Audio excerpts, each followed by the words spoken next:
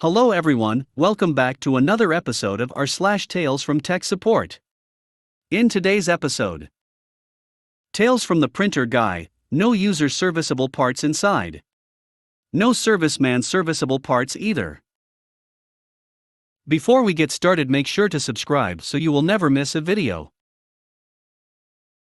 So let's get started. Tales from the Printer Guy, no user serviceable parts inside. No serviceman serviceable parts either. I do laser printer and photocopier repair. Yes, I'm the copier guy that you call when the machine is printing awful black marks down the sides of every page, making that horrible grinding noise and jamming all the time. I genuinely do enjoy my job. I love printers. I like how they work, I enjoy fixing them, and I know them very well. I realize this is strange. I even had one tech say, "Damn. Really?" Now I can no longer say that I've never met a tech that likes printers. Eek. Has it really been this long? Seriously? 5 years since my last post here?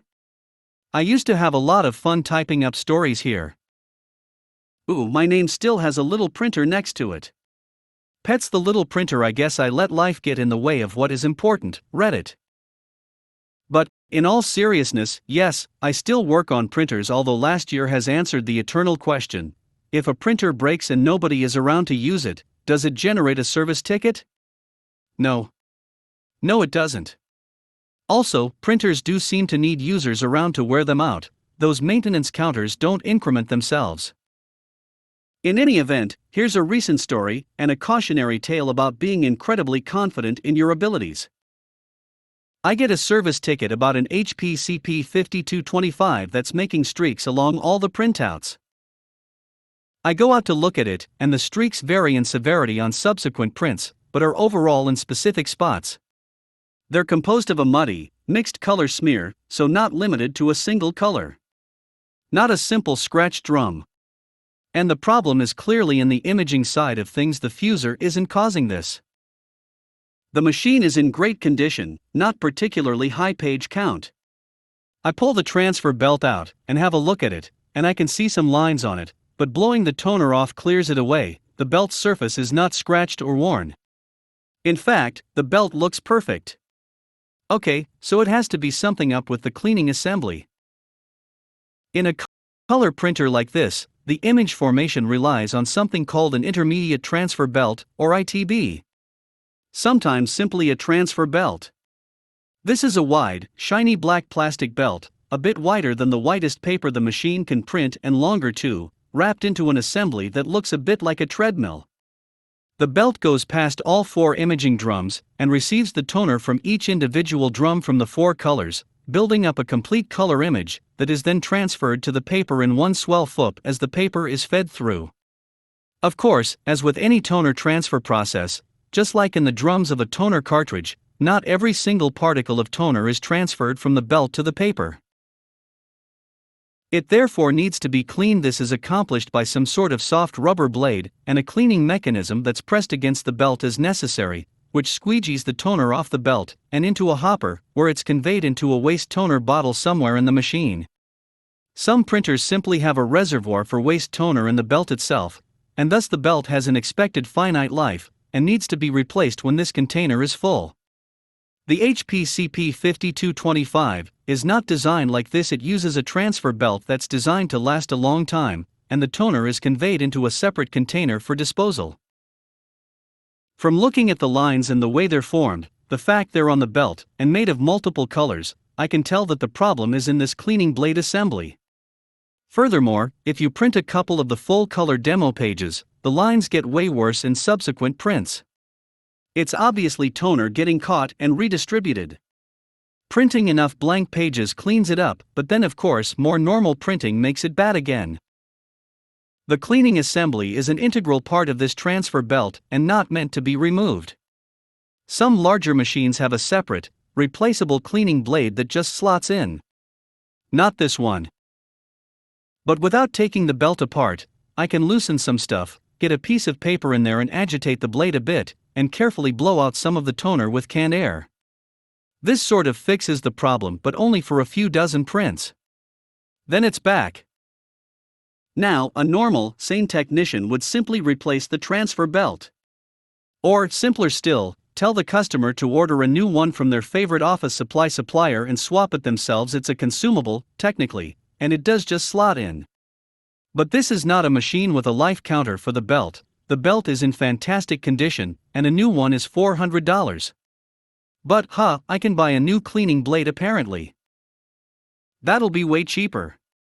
I can save the customer a lot of money, and just replace the broken part. An uncomfortably long amount of time later, as the replacement part took far longer to be delivered than I had expected, I'm back at the site. I've got the new cleaning blade, I've got my tools, 2 cans of air, a roll of paper towels, and cleaning cloths. I know this'll be a bit fiddly and messy, but how hard can it possibly be? They wouldn't sell the part if you couldn't swap it in the field, never mind that HP doesn't actually sell it, and this is a third-party component. I'm confident. I know printers really well. And I'm incredibly good at taking complicated things apart and putting them back together. This should be easy. I run a print or two to verify, yes, the lines are still there. Open the side panel, pull out the transfer belt, and orient it on the counter so I can easily access the cleaning assembly. I snap a couple quick pictures of the gears and springs visible on the outside with my phone, just in case, and start taking things apart. Remember how I said I was confident? I have no idea if the manual has instructions for this. I didn't read it. I know how all this stuff works, I've taken apart hundreds of printers, this is all pretty obvious, no problem. I've got the assembly all apart. The counter has a half-dozen tiny gears, a couple of plastic guard thingies, some screws, a gear with a thing on it, another thing with a gear on it, and I've got the cleaning assembly open. Oh, and toner. Lots and lots of toner. You know what's in a cleaning assembly? Well, springs, for one. Lots of springs. And toner. Even more toner than springs, despite the high spring content. Their volume is easily outmatched by toner. I mean, because both toner and springs are now all over the counter, and I'm carefully dumping as much of the toner into a small trash can as possible. My hands are completely brown with the mix of colored toner. I've got toner all over my arms and some on my jeans. Somewhere at this point, I managed to drop a tiny spring into the trash can. I saw it fall and heard it hit the trash can liner. There's not much in this trash can apart from an empty paper cup, some paper towels from previous attempts at cleaning up toner, and a whole bunch of toner. But that spring is tiny, and it took me several minutes of rummaging around in toner to be able to locate it, which I did. I don't know which direction it fits on, or even what it does right now. But I'll burn that bridge when I get to it. First things first, I need to actually get the blade out of the assembly. I managed to unseat the blade on the one end, but the other end is trapped under a gear attached to the long spring that goes from one end of the unit to the other to act as an auger to move the toner to the outlet port. After freeing that and breathing in yet more toner, I've got the old blade out. Okay, the new blade is literally just the blade and the pivot. The plastic fingers that the pivot rides on need to be moved over. No problem, pry those off, swap them. Fit the blade back in. Attempt to fit the blade back in. Okay, got it, I think. Wait, no, that's not right, that cam goes under that, it has to. No, it doesn't fit, wait, maybe over. I have to put this spring here on this clip, hold these springs down, do that with the other spring and compress this, and lever the cover back on end. Okay, well, it made sense in my head. More fumbling with springs and stuff ensues, until I manage to get the main part of the assembly snapped back together. And it seems like it's actually together right. Oh wait. I forgot a spring. That one that fell in the trash earlier, it's supposed to spring load the output door.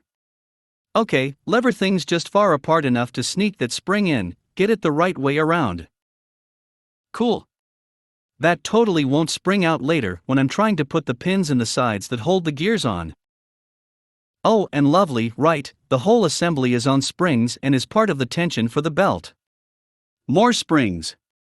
Tiny gears. Eventually, despite my best efforts, I managed to get it all back together, with no parts left over and no springs missing. I think. The toner mess didn't magically get better either. My hands and the counter are covered, and anything I touch will look like a crime scene investigation. I carefully clean up, wash my hands, slot the belt back into the printer, shut the door and cross my fingers. Never have I wanted a printer to work so badly. All I can think of is that I hope that I got everything in there straight and nothing is going to jam and bind when the belt turns. The machine hums to life and the display flashes. After a short while it stops and shows that it's ready.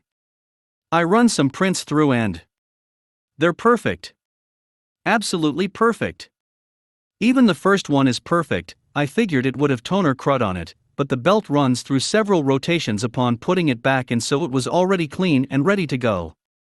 I ran a couple dozen test prints, and even rerun the full calibration, and everything is fine. The customer is happy, the printer is fixed, and I can breathe a sigh of relief. Carefully. Away from the toner. I clean up the rest of my toner mess, wipe down my tools, pack everything up, wash my hands again, and sulk back to my van. Valuable lessons to take away from this experience. Just because you can fix something, doesn't mean you should. And just because you understand how something works and are confident you can take it apart and put it back together doesn't mean you should either. And next time I have a transfer belt with a bad cleaning blade, I should really bring a plastic tray to work in so I don't drop springs into a trash can when taking it apart. My printouts are coming out wet. Why does it say paper jam when there is no paper jam? Be careful what you jam. Fun with toner. Do me a solid. You shouldn't abuse the power of the solid. Stop. Hammer time. The middleman. Passing the book. High impact. Getting the facts straight.